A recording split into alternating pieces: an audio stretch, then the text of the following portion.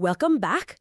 Kung ikaw yung tipong ng tao na laging uhaw sa bagong kaalaman, Yung laging gustong may natutunan? exactly. Yung tipong gusto mong maintindihan ang mga nangyayari sa lipunan natin nang hindi Hindi nalulunod sa napakaraming legal jargon? sama. Kung ganyan ka, you are exactly where you need to be. Okay, let's unpack this. Para sa malalimang pagsusuri natin ngayon, hihimayin natin ang isang napakahalagang dokumento na humuhubog talaga sa mga syudad na ginakalawan natin araw-araw. Pinag-uusapan natin dito ang Republic Act No. 7279. Or mas kilala bilang Urban Development and Housing Act of 1992. Or tawagin na lang nating UDHA para mas madali. Kasi medyo mahaba kapag binanggit ng buo. Oo nga eh. So, ang mission natin ngayon para sa deep dive na ito ay intindihin kung paano ba talaga binabalanse ng batas ang dalawang magkasalungat na puwersa. Yung karapatan ng mga walang sariling bahay? Yes, the underprivileged and homeless. At sa kabilang banda naman, yung pangangailangan nating magplano ng maayos, ligtas at progresibong mga komunidad. Isang napakagandang balangkas niyan para sa diskusyon natin ngayon. Kasi isipin mo, araw-araw paglabas mo ng bahay, ano bang nakikita mo?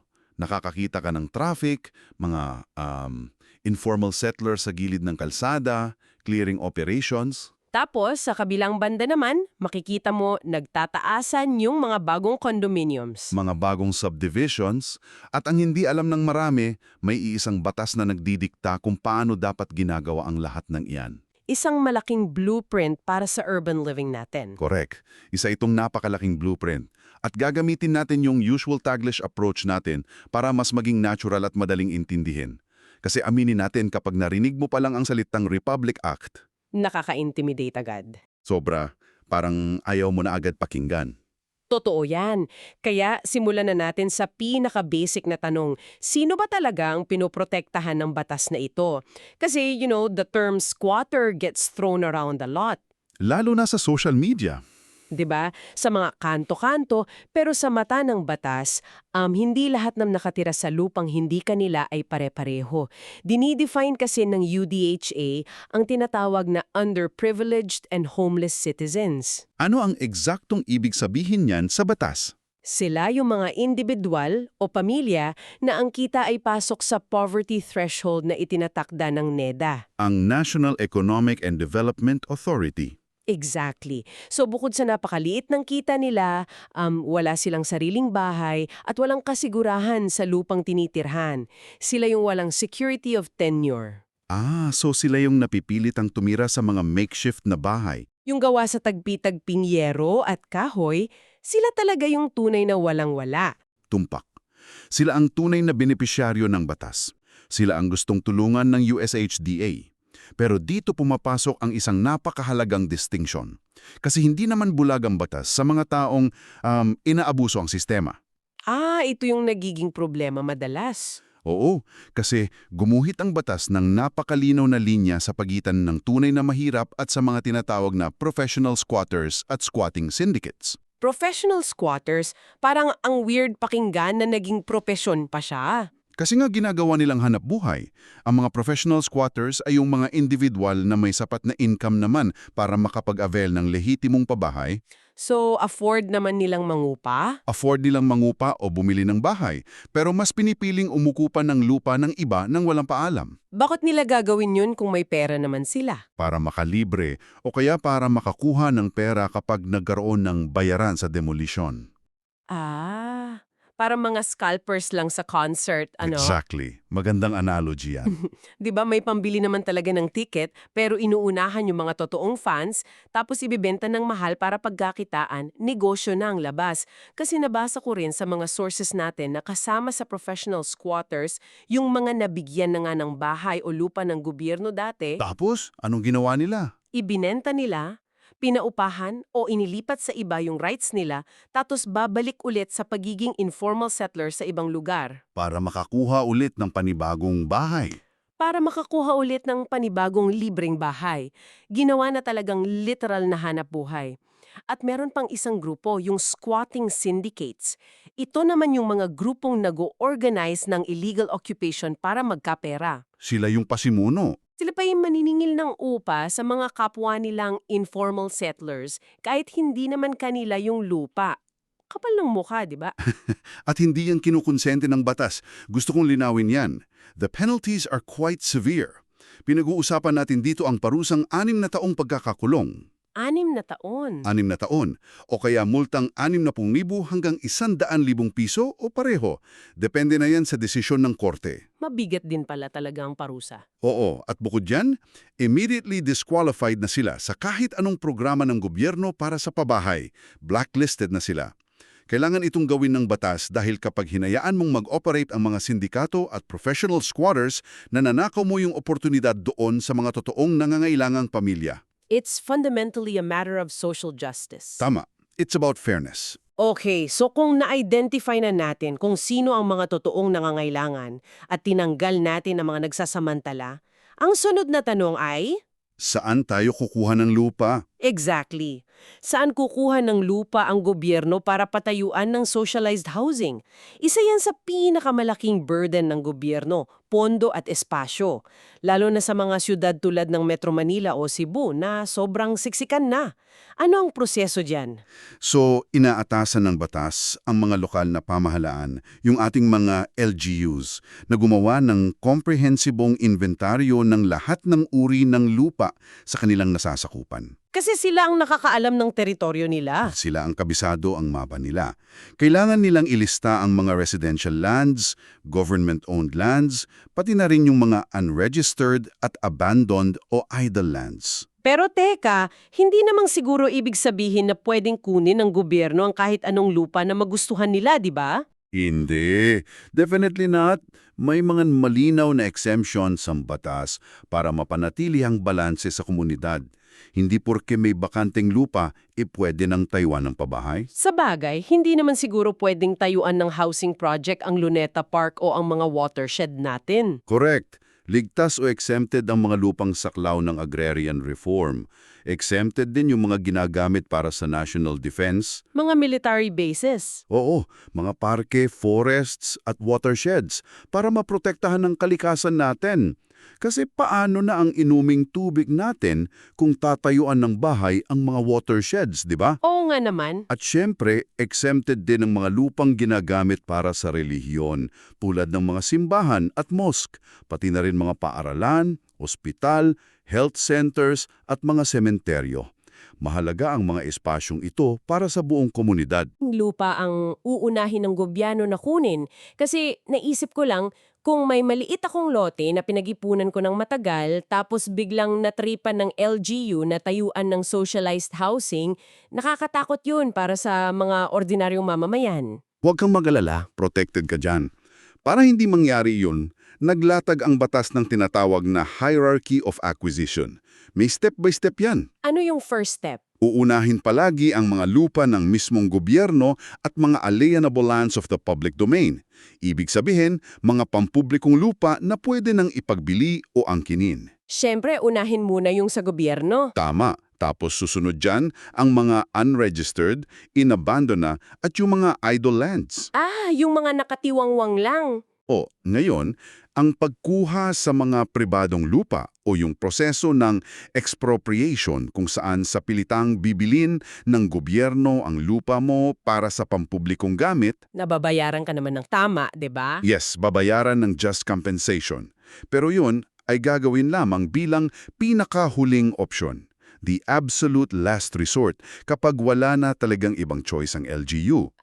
So protected pala ang mga small property owners. Kasi nabasa ko sa sources natin na kung ang kaisa-isa mong ari-arian ay isang residential land na hindi lalampas sa 300 square meters sa mga highly urbanized cities, O kaya 800 square meters sa ibang urban areas. yes, hindi ka pwedeng i-expropriate para sa socialized housing. Ligtas ang nag-iisa mong bahay. Magandang detalye ito. Kasi pinoprotektahan nito ang middle class at mga maliliit na pamilya. Hindi ka mawawalan ng bahay para lang bigyan ng bahay ang iba.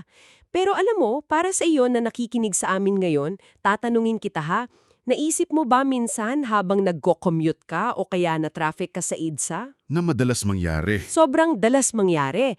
Naisip mo ba kung gaano karaming idle lands ang nakikita mo? Yung mga nakatiwangwang na lote, na pader lang ang nakatayo, puro matataas na talahib sa loob? Inabandonado ng may-ari. Oo, maraming taon ang nakatenga habang ang daming walang bahay sa paligid. Pansinin mo yan sa susunod na biyahe mo. Marami talaga niyan. At nilinaw ng batas na ang mga idle land sa urban areas na yan ay pwedeng i-expropriate pagkatapos ng 1 taon mula nang makatanggap ng notice ang may-ari kung wala pa rin siyang ginagawang improvement sa lupa niya. Sayang ang espasyo lalo na sa siyudad. Sayang talaga, pero kahit kunin lahat ng idle lands, alam natin na hindi kayang solusyonan ng gobyerno ang housing crisis ng mag-isa. Walang sapat na pondo ang kahit anong bansa para bigyan ng libreng bahay ang lahat ng mahihirap. Hindi realistic. Hindi talaga.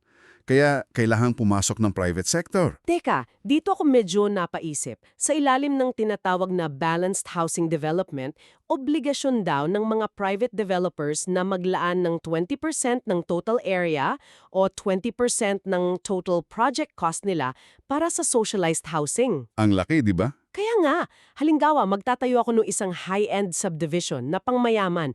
Sinasabi ba ng batas na oobligahin akong magpatayo ng bahay para sa mahihirap? Ganun na nga. Hindi ba napakalaking pabigat niyan sa negosyo? Baka isipin ng mga developers, bakit naging problema ko ang trabaho ng gobyerno? Pera ko naman ang ginagamit ko. It's a very valid concern for a businessman. Legit na tanong yan. Pero tingnan natin ang mas malaking larawan. Ang konsepto ng balanced housing ay nagtutulak ng inclusive growth. Paanong inclusive growth? Kapag nagtayo ka ng siyudad na puro para lang sa mayayaman, magkukulaps yan. Sino ang magtatrabaho sa mga kapehan? Sino ang magmamaneho ng mga bus? Sino ang mga security guard at janitor sa mismong subdivision mo? O nga no, sila yung nagpapatakbo ng siyudad araw-araw. Kailangan ng mga manggagawang ito ng malapit at maayos na matitirhan. Hindi naman pwede na doon pa sila umuwi sa probinsya tapos biyahe sila ng 4 na oras araw-araw. Kaya inaatasan ng batas ang mga developers na mag-ambag. Pero ilalagay ba nila yung socialized housing sa loob mismo ng high-end subdivision nila? Lugar, tumulong sa slum upgrading, makipag-joint venture sa LGU o mag-participate sa community mortgage program. Maraming options. I see. So, para maiwasan na tumas ang cost of living para sa lahat at para may magtrabaho sa mga syudad, kailangang kasamang ang lahat. Balance nga talaga. At hindi lang yan, panay obligasyon. May kapalit din yan. Pansin ko nga, para hindi naman tuluyang malugi o mawala ng gana ang mga negosyante, may mga ibinibigay na incentives ang batas. Para bang sinasabi ng gobyerno na tutulungan nyo kami, kaya tutulungan din namin kayo. Ano-ano ba yung mga incentives na yan? Nagbibigay sila ng malalaking tax exemptions. Halimbawa, exempted sila sa capital gains tax sa mga raw lands na gagamitin sa project. Ibig sabihin, yung buwis na binabayaran sana sa kinita mula sa pagbenta ng lupa, hindi nasisingilin ng gobyerno. Para sa project contractor, walang transfer tax at exempted pa sa donor's tax kung idodonate na lang nila yung lupa sa LGU.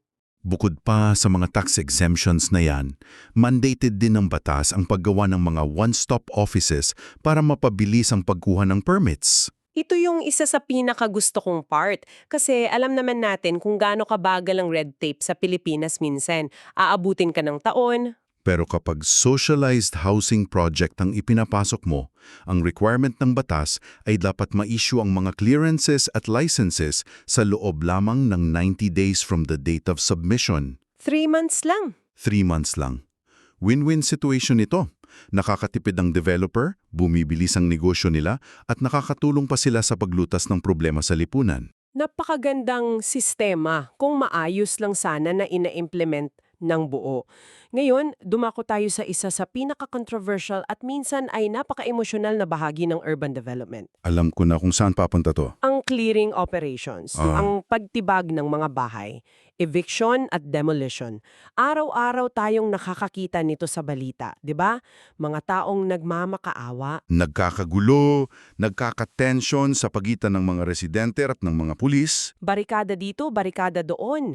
Kailan ba talaga nagiging legal ang demolition? Kasi hindi naman pwedeng gigibain na lang basta ang bahay ng tao. Dito pinakamakikita ang human rights aspect ng UDHA.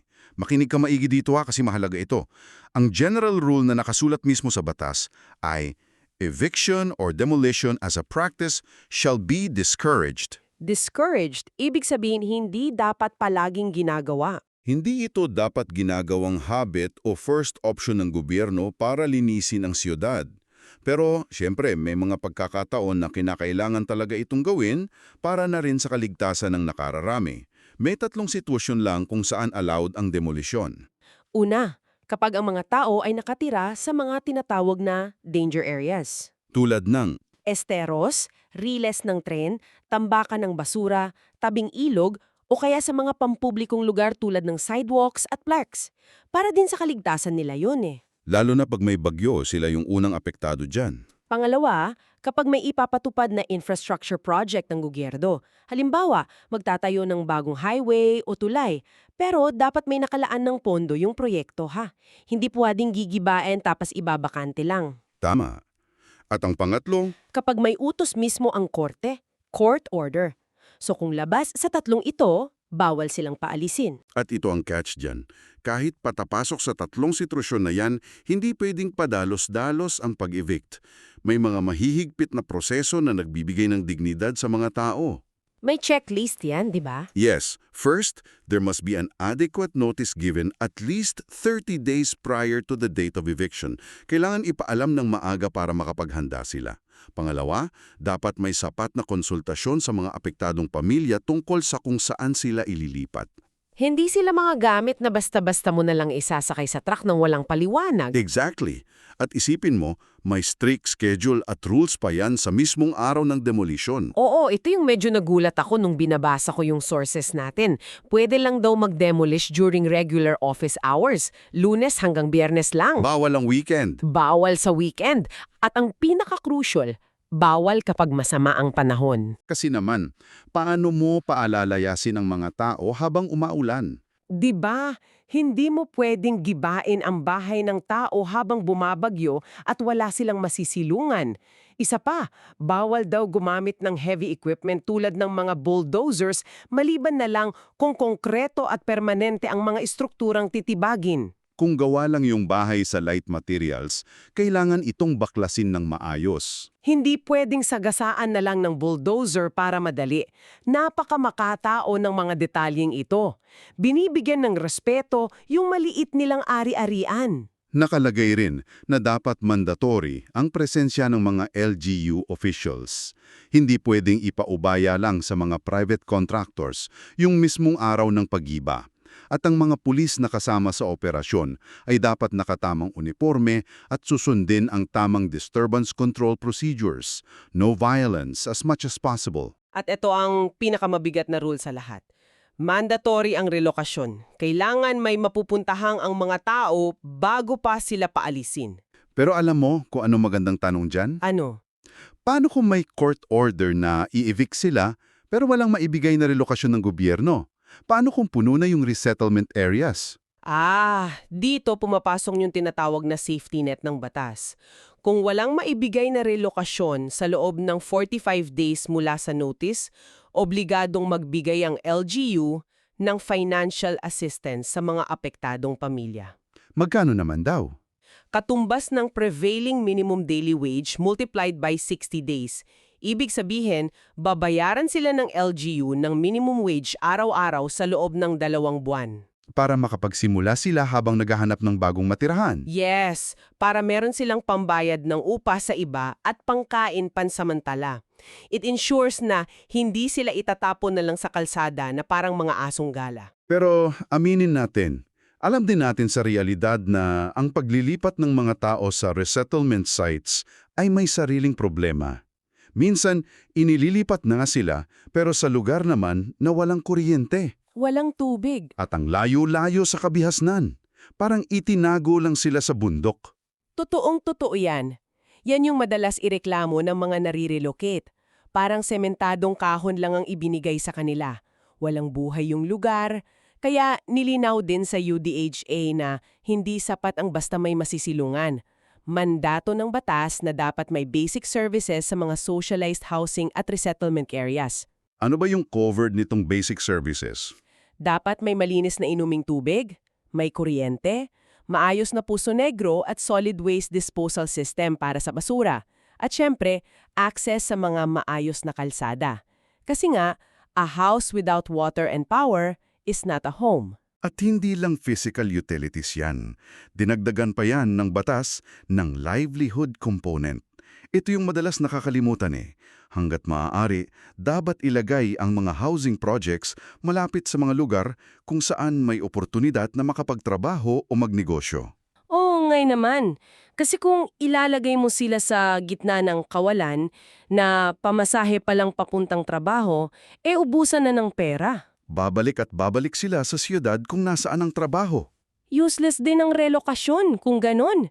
Mag-squat ulit sila doon sa malapit sa trabaho nila. That's the interconnectedness of urban planning. Hindi mo pwedeng i-separate ang pabahay sa trabaho at transportasyon. Isang buong ecosystem yan. Pero gusto kong bigyan din ang isa sa pinakamagandang solusyon na nakita ko sa mga dokumento natin ngayon.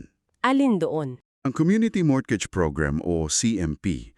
Isa itong napakagandang mekanismo para ma-empower ang mga tao mismo na solusyonan ang problema nila, syempre sa tulong pa rin ng gobyerno.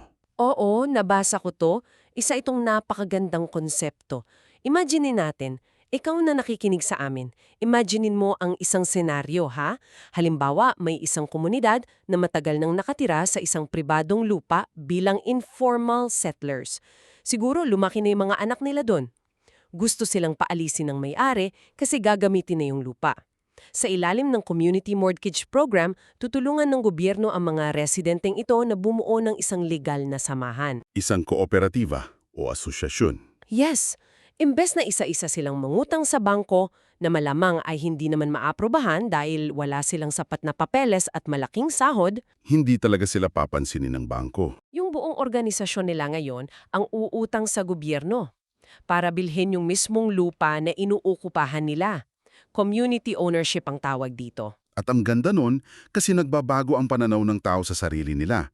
Mula sa pagiging benepisyaryo na naghihintay lang ng limo sa gobyerno, nagiging owner o may-ari sila. Sila mismo ang magmamanage ng community nila ngayon. Sila ang magbabayad ng hulugan buwan-buwan at para mas maging madali para sa kanila at dun sa nagbenta ng lupa, exempted pa sa capital gains tax ang transaksyon kapag ibinenta sa kanila ang property. Tinutulungan din silang mapababa yung presyo.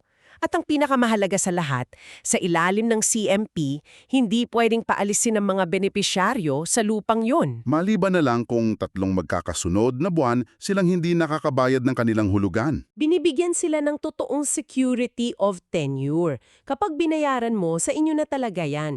Nakakabilib din itong UDHA. Kapag tiningnan natin siya ng buo, napaka-komprehensibo niya. Hindi lang ito simpleng batas na nagsasabing bigyan ng libreng lupa ang mahihirap and then bahala na. Kung isusuma natin ang lahat ng natalakay natin sa araw na ito, ang Republic Act 7279 ay isang napakadetalyadong ecosystem. Nagsisiguro itong may balansya sa lipunan natin. Pinoprotektahan nito ang karapatan ng mga maliliit na may-ari ng lupa para hindi basta-basta ma-expropriate ang property nila. Pinarurusahan nito ang mga sindikato at professional squatters na ginagawang negosyo ang pang-aabuso sa sistema. Binibigyan ng responsibilidad at mga insentibo ang pribadong sektor, yung mga developers natin, para tumulong sa pag-unlad ng pamayanan. At higit sa lahat, napoprotektahan ang dignidad at karapatang pantao ng mga pinakamahihirap nating kababayan sa gitna ng mabilis na urbanisasyon ng ating mga syudad. Hindi lang sila pwedeng itaboy na parang walang karapatan. Isang napakagandang synthesis ng ating talakayan. At para sa iyo na matiyagang sumama sa malalimang talakayan natin ngayon, bago tayo maghiwalay, gusto naming mag-iwan ng isang bagong kaisipan na pwede mong pag-isipan pagkatapos nito. Something to ponder on. Yes, nakita natin kung paano binigyang pansin ng batas na ito noong 1992 pa ang pag-utilize sa mga idle lands sa syudad.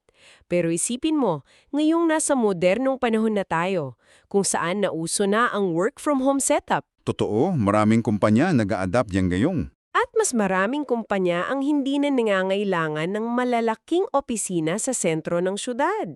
Maraming bakanteng floor sa mga buildings. Paano natin i-reimagine itong mga idle land sa hinaharap? Kung mas umunti na ang mga nagtatrabaho sa mga opisina sa syudad, baka ito na ang chance natin para masolusyonan ang housing crisis. Paano mo naman naiisip yan? Gamit ang mga abandonadong commercial spaces at office buildings. Baka ang mga susunod na socialized housing ay hindi na palapad, kundi pataas na sa mga inabandonadong struktura sa mismong gitna ng Metro Manila. Isipin mo, vertical socialized housing, gamit ang mga lumang opisina na wala nang umuupa. Wow, isang napakagandang pananaw niyan para sa hinaharap ng urban planning. Nakaka-inspire isipin kung paano pa natin pwedeng i-evolve yung batas para sa sitwasyon natin ngayon. Laging nagbabago ang kalikasan ng ating mga syudad, kaya dapat patuloy din ang pag-unlad ng ating pag-unawa sa mga batas na naguhubog dito. Maraming salamat sa pagsama sa amin sa talakayang ito.